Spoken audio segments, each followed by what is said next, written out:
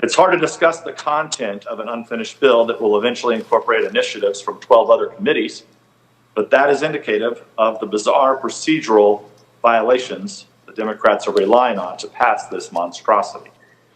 So we're forced, to a large extent, to rely on public statements of Democrats to divine what this bill will ultimately do. And it's clear that this will be a $3.5 trillion left-wing spending orgy designed to vastly increase the American people's dependence on government.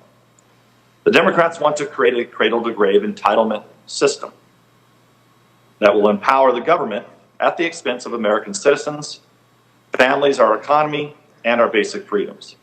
It will be economically devastating and fiscally ruinous, and trillions of dollars will be wasted and misspent as the Democrats seek to fundamentally remake America's social contract. What I would describe as a monumental act of self-sabotage.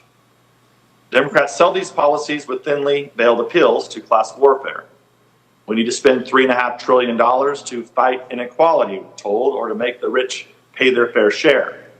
But it's the poor and the middle class who will bear the brunt of these misguided policies. It's working families, not the rich, who will be hit hardest by the skyrocketing inflation this spending spree will cause and has already caused.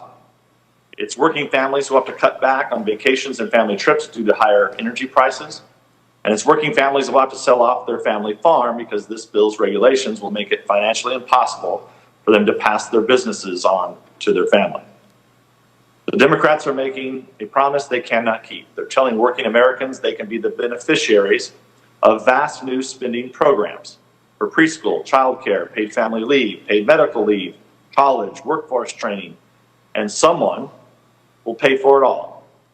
The promise utterly defies our economic realities.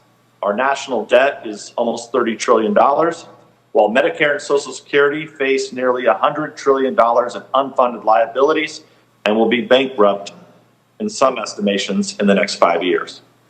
These are debts that are catastrophic, especially for young generations that will get stuck with these unpayable bills. The promise utterly defies our economic realities. Our national debt is almost $30 trillion, while Medicare and Social Security face nearly $100 trillion in unfunded liabilities and will be bankrupt in some estimations in the next 5 years. These are debts that are catastrophic, especially for young generations that will get stuck with these unpayable bills. It is entirely irresponsible to ram through trillions of dollars in new socialist schemes when we're drowning in debt from our existing commitments. You cannot resist economic reality forever. Eventually it catches up with you. This bill will load us with more debt while strangling the economic growth and killing incentives for entrepreneurship. It's the worst of all worlds. There is no infrastructure bill.